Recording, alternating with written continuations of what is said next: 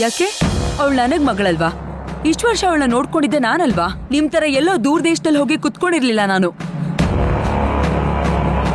ಅಲ್ಲ, ಎಲ್ಲದಕ್ಕೂ ಲಾಜಿಕ್ ಮಾತಾಡ್ತೀಯಲ್ಲ, ಇವಾಗ ಯಾಕೆ ಸುಮ್ಮನೆ ಇದೆಯಾ? ಮಗು ಎಲ್ಲಿದ್ದಾಳೆ ಅಂತ ಹುಡ್ಕೊಂಬ. ಹೇಳು, ಮಗು ಎಲ್ಲಿದ್ದಾಳೆ? ಆಗಲ್ಲ ಅಲ್ಲ?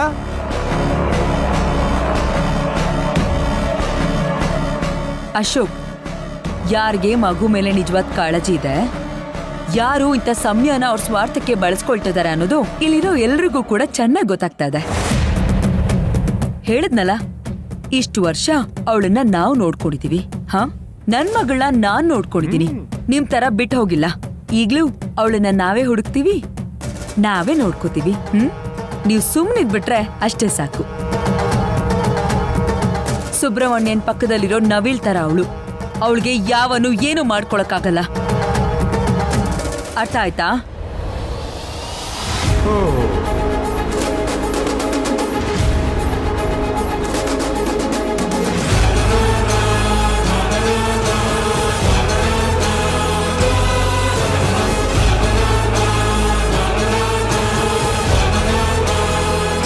ಈ ಥರ ಡೈಲಾಗ್ ಹೊಡೆದೋದ್ರೆ ಮಗು ಮನೆಗೆ ಬರಲ್ಲ.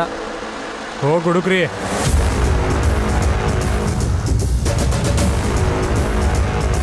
ಹುಡ್ಕೋಕ್ಕಾಗಿಲ್ಲ ಅಂತಂದ್ರು ಡೈಲಾಗ್ ಬೇರೆ ಬೇಕು.